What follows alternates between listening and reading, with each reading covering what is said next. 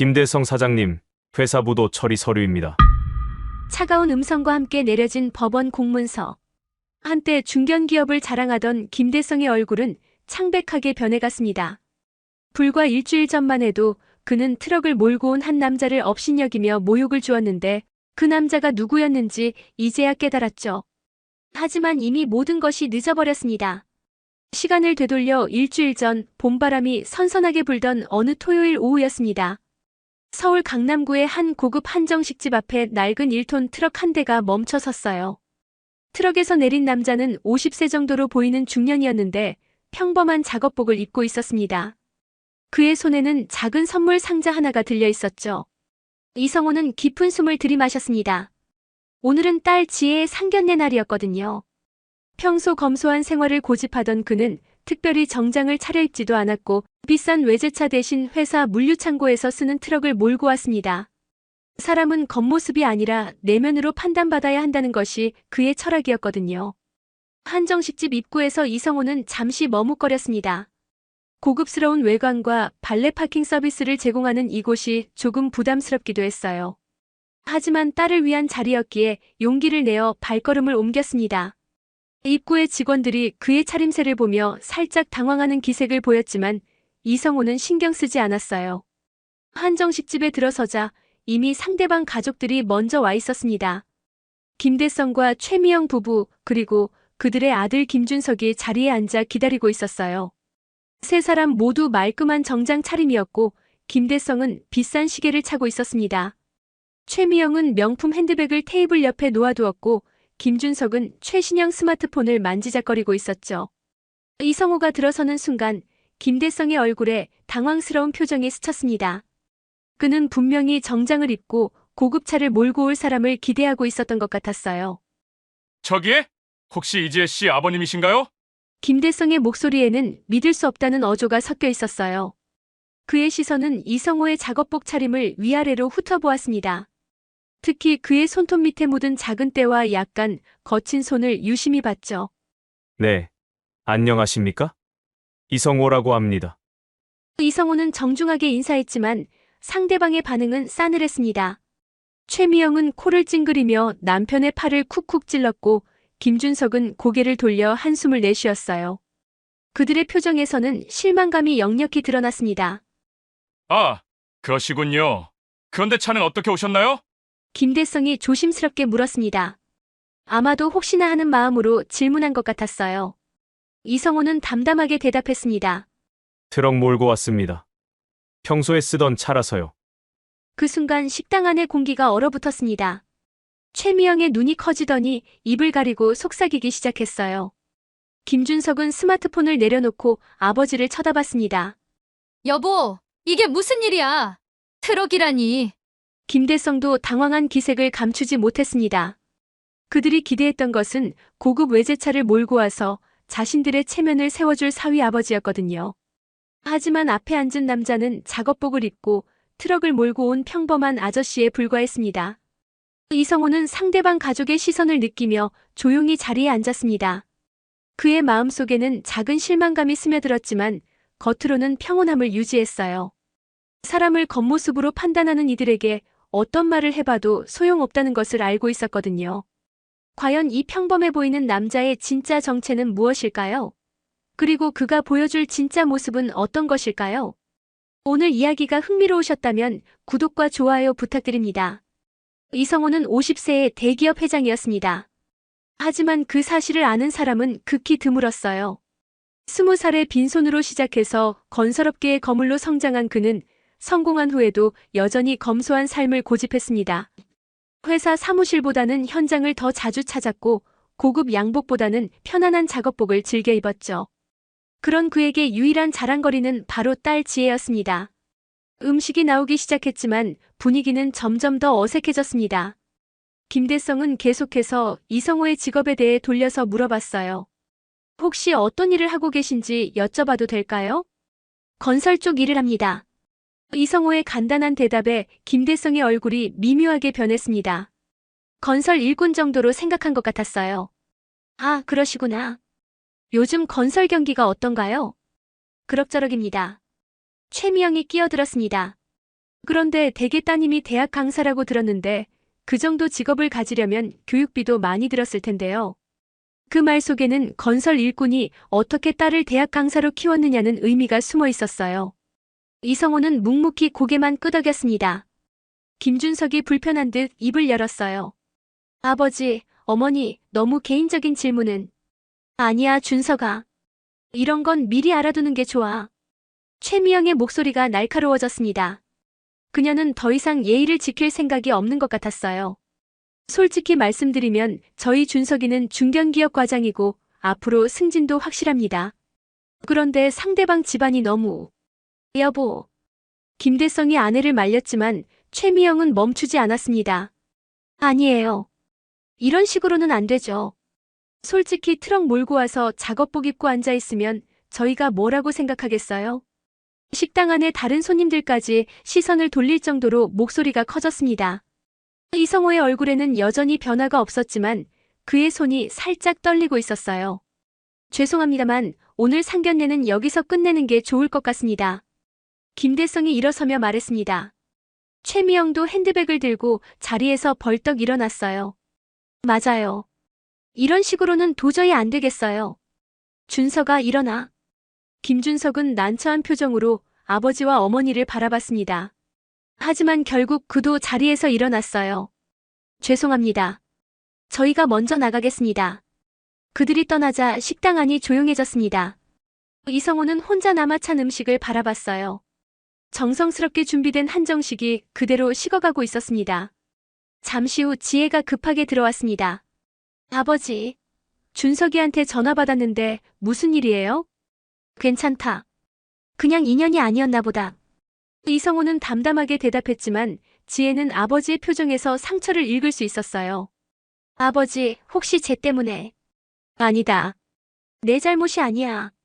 하지만 지혜는 준석에게서 들은 이야기로 대충 짐작할 수 있었습니다. 아버지가 평소 차림으로 나갔다가 모욕을 당한 것이었어요.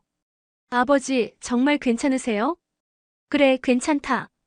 오히려 잘된 일이야.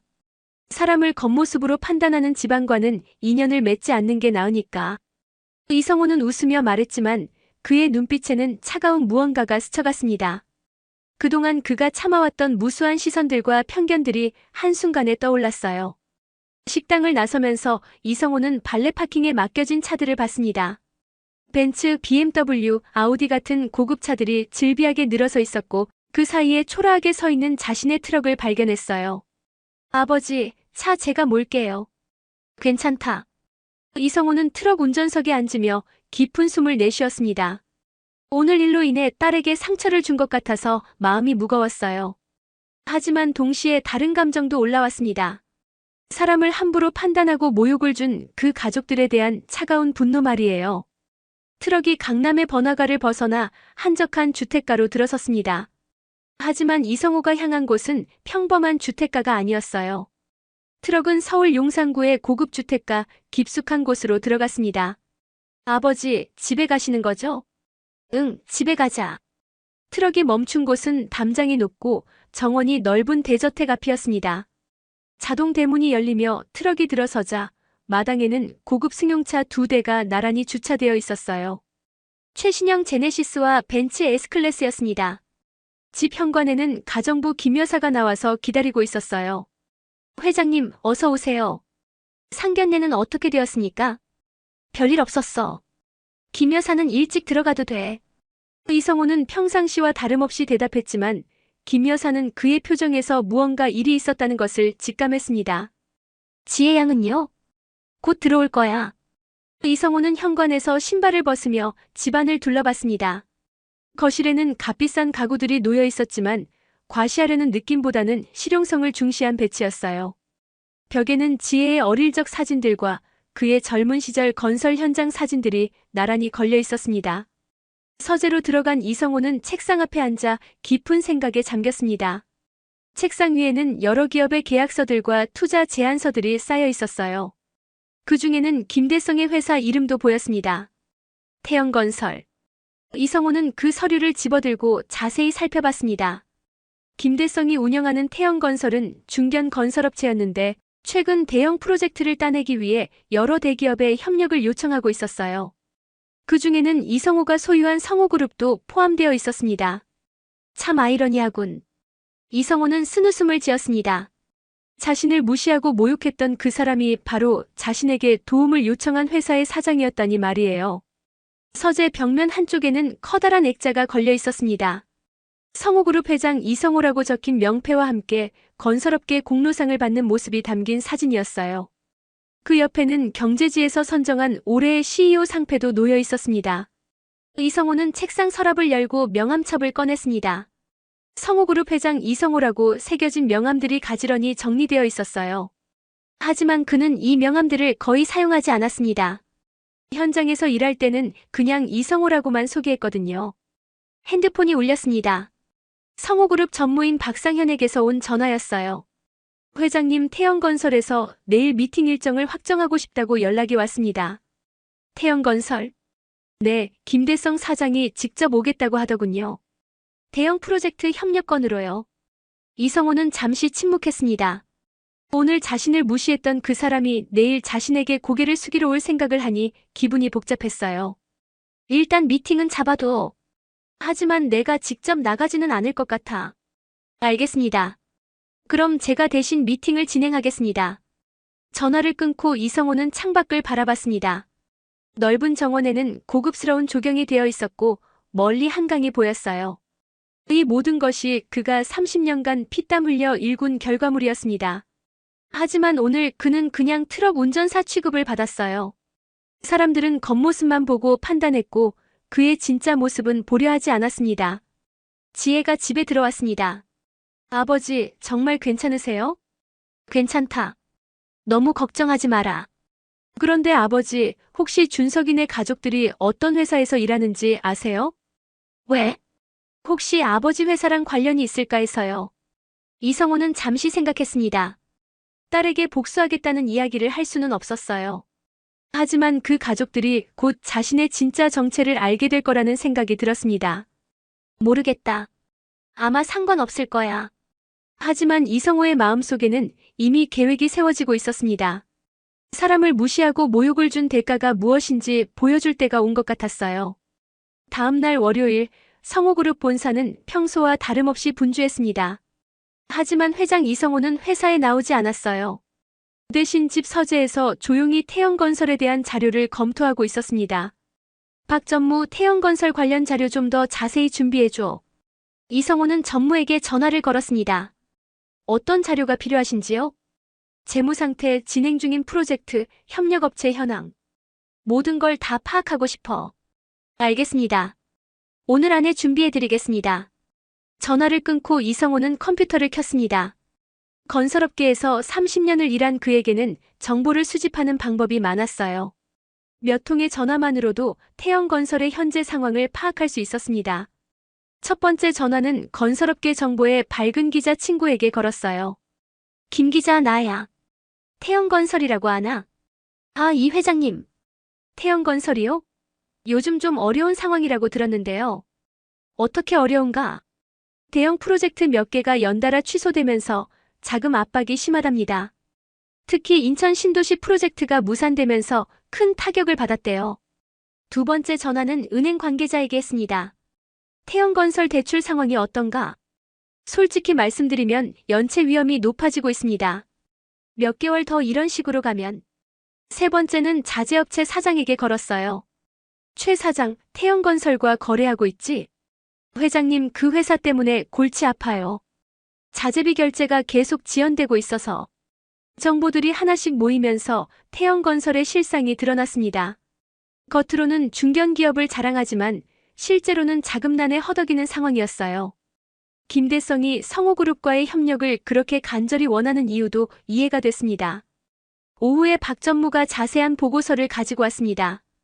회장님, 태영건설 자료입니다. 이성호는 보고서를 꼼꼼히 읽어봤습니다. 매출 규모는 연간 200억 원 정도였고 직원 수는 50명 남짓이었어요. 성호그룹에 비하면 세 발의 피 수준이었습니다. 현재 진행 중인 프로젝트는 아파트 2곳과 상가 건물 하나입니다. 하지만 모두 자금 부족으로 진행이 늦어지고 있어요.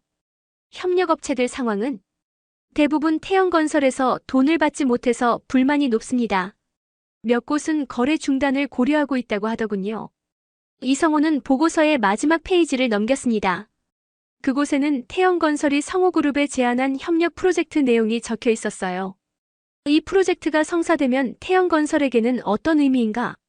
솔직히 말씀드리면 생존이 걸린 문제입니다.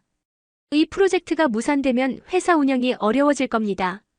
이성호는 고개를 끄덕였습니다. 김대성이 왜 그렇게 간절했는지 이제 이해가 됐어요. 하지만 그 간절함 뒤에 숨은 오만함과 편견은 용서할 수 없었습니다.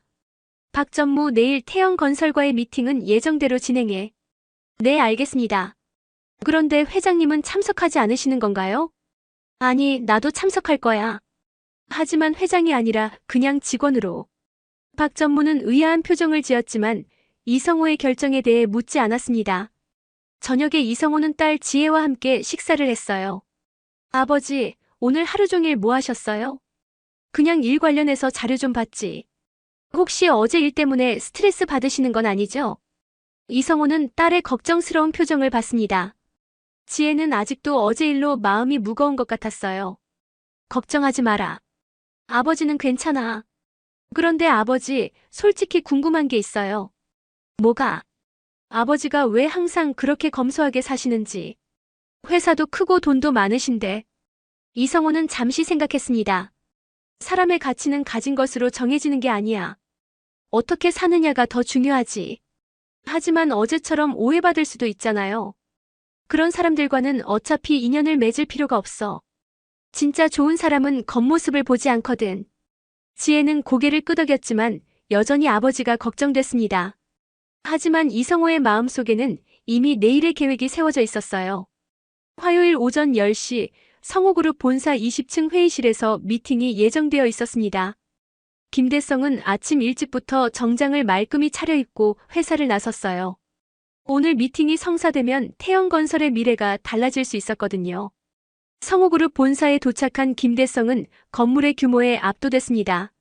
30층 높이의 유리 건물이 햇빛에 반짝이고 있었고 로비에는 성호그룹의 계열사들이 소개되어 있었어요. 건설, 물류, 호텔, 유통까지 다양한 사업 분야를 아우르는 대기업이었습니다. 태영건설 김대성 사장님이시죠? 박 전무님이 기다리고 계십니다. 안내를 받아 엘리베이터를 타고 올라가는 동안 김대성의 마음은 두근거렸습니다. 성호그룹과의 협력이 성사되면 태영건설도 대형 건설사로 도약할 수 있을 거라고 생각했어요. 회의실에 들어서자 박 전무가 반갑게 맞아줬습니다. 안녕하십니까, 김 사장님. 성호그룹 전무 박상현입니다. 반갑습니다. 태영건설 김대성입니다. 김대성은 준비해온 자료를 꺼내며 프레젠테이션을 시작했어요. 태영건설의 그동안 실적과 앞으로의 계획을 열심히 설명했습니다. 저희 태영건설은 비록 규모는 작지만 품질만큼은 대형업체에 뒤지지 않습니다. 박 전무는 고개를 끄덕이며 들어줬습니다. 하지만 어딘가 미묘한 표정을 지었어요. 그런데 김 사장님, 혹시 어제 상견례 보러 가셨다고 들었는데요. 김대성은 갑작스러운 질문에 당황했습니다. 예? 그걸 어떻게 해? 아, 저희 회장님 딸분과 김 사장님 아드님이 만나신다고 하더군요. 아, 네. 그런데 그 일은? 김대성은 어떻게 대답해야 할지 몰랐습니다. 어제 상견례에서 상대방 아버지를 무시하고 돌아왔다는 이야기를 할 수는 없었거든요. 그때 회의실 문이 열리고 한 남자가 들어왔습니다. 작업복을 입은 중년 남성이었는데 김대성은 그 얼굴을 보는 순간 혈색이 사라졌어요. 어제 상견례에서 뵈었던 분이시군요. 이성호가 조용히 말했습니다. 김대성은 말문이 막혔어요. 어제 자신이 무시하고 모욕했던 그 사람이 바로 성호그룹 사무실에 나타난 것입니다. 저기, 혹시... 네, 성호그룹 회장 이성호입니다. 그 한마디에 김대성의 세상이 무너졌습니다. 어제 트럭 운전사라고 생각했던 그 사람이 바로 자신이 간절히 협력을 원했던 대기업의 회장이었던 것이에요. 죄송합니다. 어제 제가... 김대성은 자리에서 벌떡 일어나 깊게 고개를 숙였습니다. 하지만 이성호의 표정은 차가웠어요. 어제 저를 어떻게 봤는지 잘 기억하고 있습니다. 정말 죄송합니다. 제가 실수가 아니라 본심 아니었나요? 트럭 몰고 작업복 입은 사람은 무시해도 된다고 생각하신 거겠죠. 이성호의 목소리는 낮지만 단단했습니다. 김대성은 식은땀을 흘리며 대답했어요. 그런 게 아닙니다. 정말 오해입니다. 오해요? 그럼 어제 부인분이 하신 말씀들도 오해였나요? 이성호는 박전무를 바라봤습니다. 박전무 태영건설과의 협력건은 취소해주세요. 네, 알겠습니다. 김대성의 얼굴이 창백해졌습니다. 회장님, 제발 한 번만 기회를. 기회는 어제 드렸습니다. 하지만 귀하께서 그 기회를 스스로 차버리셨죠. 이성호는 더 이상 할 말이 없다는 듯 자리에서 일어났습니다. 그리고 한 가지 더 알려드리겠습니다. 저희 성호그룹과 협력하는 모든 업체들에게 태영건설과의 거래 중단을 권고할 예정입니다. 김대성은 그 말에 절망했습니다. 성호그룹의 영향력을 생각하면 이것은 태영건설에게 치명적인 타격이 될 거였어요. 회장님, 정말 죄송합니다. 제발. 하지만 이성호는 더 이상 듣지 않고 회의실을 나갔습니다. 김대성은 그 자리에 주저앉다시피 했어요. 박 전무가 조심스럽게 말했습니다. 김 사장님, 오늘 미팅은 여기서 마무리하겠습니다. 김대성은 절망적인 표정으로 회의실을 나왔습니다. 엘리베이터를 타고 내려가는 동안 그의 머릿속은 복잡했어요. 어제 자신의 행동이 얼마나 어리석었는지 이제야 깨달았지만 이미 모든 것이 늦어버렸습니다. 김대성이 회사로 돌아왔을 때는 이미 오후가 되어 있었습니다. 직원들은 사장의 어두운 표정을 보며 무언가 잘못됐다는 것을 직감했어요. 사장님, 미팅은 어떻게 됐습니까? 부장이 조심스럽게 물었지만 김대성은 대답하지 않고 사무실로 들어갔습니다. 한편 최미영은 집에서 친구들과 점심을 먹고 있었어요. 어제 상견례 이야기가 화제에 올랐습니다. 미영아, 어제 상견례 어땠어? 아, 말도 마. 정말 실망스러웠어. 최미영은 어제 일을 친구들에게 자랑스럽게 이야기했습니다. 상대방 아버지가 트럭 몰고 와서 작업복 입고 앉아 있는 거야. 우리가 뭐라고 생각하겠어? 어머, 그래서 어떻게 했는데? 당연히 거절했지. 그런 집안과 사돈 맺을 수는 없잖아. 친구들은 최미영의 이야기에 공감하며 고개를 끄덕였어요. 하지만 그때 최미영의 핸드폰이 울렸습니다. 여보세요? 자기야, 왜 목소리가 그래? 김대성의 목소리가 떨리고 있었어요. 지금 당장 집에 와. 큰일 났어. 무슨 일인데? 전화로는 못해. 지금 당장 와. 최미영은 친구들에게 양해를 구하고 급히 집으로 향했습니다. 집에 도착하니 김대성이 소파에 앉아 머리를 싸쥐고 있었어요. 여보, 도대체 무슨 일이야? 어제 그 사람. 지혜 아버지. 응, 그 트럭 운전사가 어쨌다고. 트럭 운전사가 아니야. 성호그룹 회장이었어. 최미영은 처음에 무슨 말인지 이해하지 못했습니다. 뭐라고? 성호그룹이 뭐야? 성호그룹. 건설업계 1등 대기업이야. 자산이 수조원인 회사라고. 그제야 최미영의 얼굴이 창백해졌습니다. 그게 무슨 말이야? 김대성은 오늘 있었던 일을 아내에게 모두 이야기했습니다. 자신이 간절히 협력을 원했던 회사의 회장이 바로 어제 자신들이 무시하고 모욕했던 그 사람이었다는 것을 말이에요. 그래서 어떻게 됐는데? 협력은 당연히 무산됐고, 더 큰 문제는 우리 회사와 거래하던 업체들이 모두 손을 떼기 시작했어. 뭐? 성호그룹에서 협력업체들에게 우리와 거래하지 말라고 통보했나 봐. 벌써 3곳에서 계약 해지 통보가 왔어. 최미영은 그제야 일의 심각성을 깨달았습니다. 그럼 어떻게 해야 하는데? 모르겠어. 정말 모르겠어. 그때 김준석이 회사에서 돌아왔습니다. 아버지, 어머니 무슨 일이세요? 둘 다 얼굴이 안 좋은데. 김대성은 아들에게도 오늘 있었던 일을 설명했습니다. 김준석은 처음에는 믿기지 않는다는 표정이었어요. 그게 정말이에요? 정말이야. 내가 직접 확인했어. 김준석은 스마트폰을 꺼내 성호그룹을 검색해봤습니다. 검색 결과에는 이성호 회장의 사진이 나왔어요. 분명히 어제 본 그 사람이었습니다. 아, 이런. 준석아, 내가 지혜한테 연락해서 사과할 수 있을까? 최미영이 아들에게 말했지만 김준석은 고개를 저었어요. 어머니, 지혜가 제 연락을 받을 것 같지 않아요. 어제 일로 많이 상처받았을 거예요. 그럼 어떻게 해야 하는데? 가족들은 모두 막막했습니다. 어제 자신들의 행동이 얼마나 어리석었는지 이제야 깨달았지만 이미 돌이킬 수 없는 상황이 되어버렸어요. 그때 김대성의 핸드폰이 또 울렸습니다. 태영건설 김대성 사장님이십니까? 저희 한강건설인데요. 죄송하지만 내일부터 자재 공급을 중단하기로 했습니다. 왜 갑자기? 죄송합니다. 회사 사정이 그렇게 됐습니다. 전화가 끊어지고 곧바로 또 다른 업체에서 연락이 왔어요.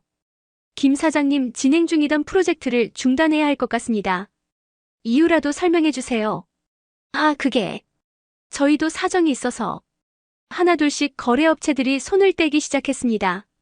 성호그룹의 영향력이 얼마나 큰지 실감할 수 있었어요. 이대로 가면 회사가 망할 거야. 김대성의 목소리에는 절망이 가득했습니다. 30년간 일궈온 회사가 하루아침에 무너질 위기에 처한 거였어요.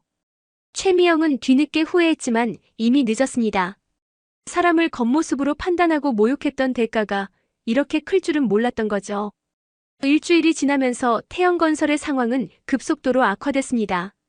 거래업체들의 계약 해지가 줄을 이었고 진행 중이던 프로젝트들도 하나씩 중단되기 시작했어요. 김대성은 사무실에서 쌓여가는 해지 통보서들을 바라봤습니다. 자재업체, 하청업체, 심지어 은행까지도 태영건설과의 거래를 꺼리기 시작했어요. 사장님, 직원들 월급도 밀리기 시작했습니다.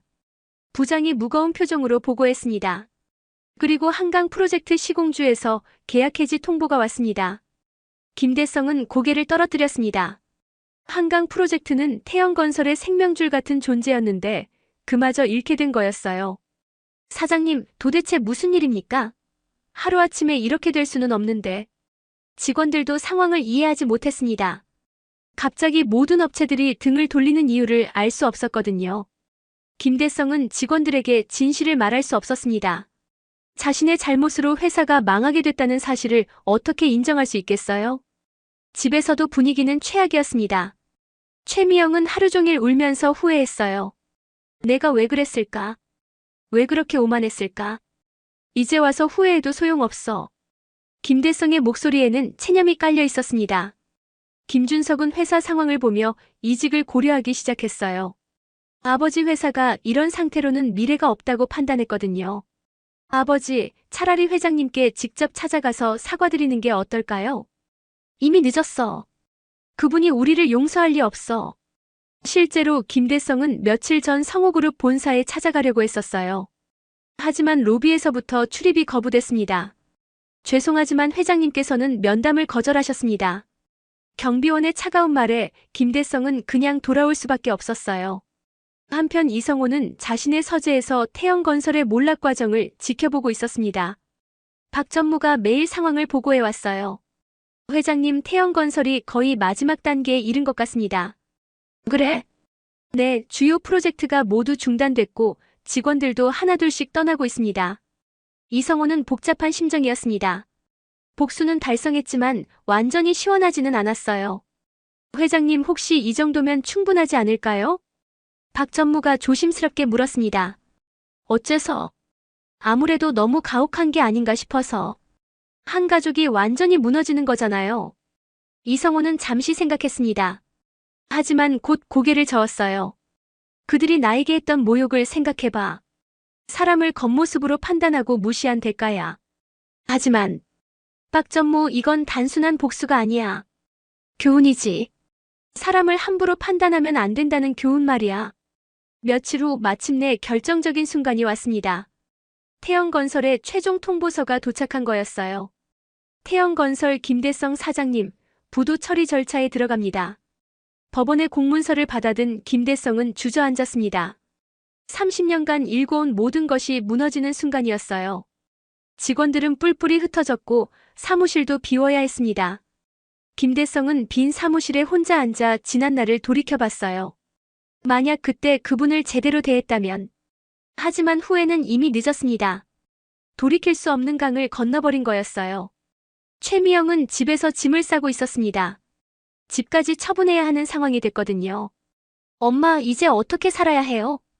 김준석이 절망적인 목소리로 물었습니다. 모르겠다. 정말 모르겠다. 한때 중산층의 여유로운 삶을 누렸던 가족이 하루아침에 모든 것을 잃게 됐습니다. 그리고 그 모든 것의 시작은 한 사람을 무시하고 모욕했던 어느 토요일 오후였어요. 석 달이 지난 후 이성호는 딸 지혜와 함께 한강공원을 산책하고 있었습니다. 따스한 가을 햇살 아래에서 부녀의 대화가 이어졌어요. 아버지, 태영건설 사장 가족들이 어떻게 지내는지 아세요? 지혜가 조심스럽게 물었습니다. 그녀도 그동안 무슨 일이 있었는지 대충 알고 있었거든요. 왜 갑자기? 그냥. 준석이가 떠올라서요. 이성호는 잠시 침묵했습니다. 사실 그도 태영건설 가족들의 근황을 알고 있었어요. 김대성은 작은 건설회사에서 일용직으로 일하고 있었고 최미영은 마트에서 계산원으로 일하기 시작했습니다. 김준석은 지방의 작은 회사로 이직했어요. 아버지가 너무 가혹하게 하신 건 아닐까요? 지혜의 말에 이성호는 고개를 저었습니다. 지혜야, 이건 가혹한 게 아니라 당연한 결과야. 사람을 무시하고 모욕하면 그에 따른 대가를 치러야 하는 거지. 하지만 완전히 망하게 만드시는 건 나는 그들을 망하게 만든 게 아니야. 그들이 스스로 망한 거지. 이성호의 목소리는 확신에 찬 어조였습니다. 사람을 겉모습으로 판단하고 자신보다 약해 보인다고 함부로 대하는 건 잘못된 거야. 그 잘못에 대한 대가를 치른 거지. 그때 이성호의 핸드폰이 울렸습니다. 박 전무에게서 온 전화였어요. 회장님, 태영건설 김대성 씨가 또 면담을 요청했습니다. 거절해. 네, 알겠습니다. 그런데 이번에는 편지도 함께 보냈습니다. 편지. 네, 사죄의 편지인 것 같습니다. 어떻게 할까요? 이성호는 잠시 생각했습니다. 일단 받아두고 나중에 봐. 전화를 끊고 이성호는 다시 딸을 바라봤습니다. 지혜야, 세상에는 두 종류의 사람이 있어. 다른 사람을 존중할 줄 아는 사람과 그렇지 않은 사람. 네. 준석이는 나쁘지 않은 아이였어. 하지만 그 부모들은 달랐지. 사람을 돈과 지위로만 판단했어. 지혜는 고개를 끄덕였습니다. 아버지의 말이 맞다는 생각이 들었어요. 며칠 후 이성호는 김대성의 편지를 읽어봤습니다. 편지에는 진심 어린 사과의 말들이 가득했어요. 존경하는 이성호 회장님께 저의 어리석은 행동으로 인해 회장님과 따님께 큰 상처를 드린 점 진심으로 사죄드립니다. 사람을 겉모습으로 판단하고 무시했던 저의 오만함을 깊이 반성하고 있습니다. 지금 저희 가족이 겪고 있는 어려움이 모두 저의 잘못 때문임을 잘 알고 있습니다. 다시는 이런 실수를 하지 않겠다고 다짐합니다. 편지는 3장에 걸쳐 이어졌습니다. 김대성의 진심이 느껴지는 내용이었어요. 이성호는 편지를 다 읽고 깊은 생각에 잠겼습니다. 복수는 완성됐지만 이제 어떻게 해야 할지 고민이 됐어요. 한 달 후 이성호는 뜻밖의 결정을 내렸습니다. 김대성에게 일자리를 제안한 것이에요. 물론 성호그룹 본사가 아니라 지방의 작은 계열사였지만 말이죠. 회장님, 정말 그러실 겁니까? 박 전무가 놀란 표정으로 물었습니다. 사람은 변할 수 있어. 특히 큰 시련을 겪고 나면 더욱 그렇지. 하지만 그들이 진짜로 반성했는지 지켜보자고. 만약 정말 변했다면 2번째 기회를 줄 수도 있는 거야. 김대성은 이성호의 제안을 받고 눈물을 흘렸습니다. 자신을 완전히 무너뜨린 사람이 다시 기회를 주는 것이었거든요. 그날 저녁 이성호는 지혜와 함께 저녁을 먹으며 말했습니다. 지혜야, 진짜 강한 사람은 복수할 힘이 있어도 용서할 줄 아는 사람이야. 아버지가 김 사장님에게 일자리를 주신 거죠? 응. 하지만 조건이 있어. 다시는 사람을 무시하거나 모욕하지 않는다는 조건 말이야. 지혜는 아버지를 자랑스럽게 바라봤습니다. 이 이야기는 단순한 복수담이 아닙니다. 사람을 겉모습으로 판단하지 말라는 교훈과 진정한 강함은 용서에서 나온다는 깨달음을 주는 이야기예요. 김대성 가족들은 큰 시련을 통해 겸손을 배웠고 이성호는 복수보다 더 큰 가치인 용서를 선택했습니다. 오늘 이야기가 여러분의 마음에 와닿았다면 구독과 좋아요로 응원해주세요. 그리고 일상에서 만나는 모든 사람들을 존중하는 마음을 잊지 마시기 바랍니다.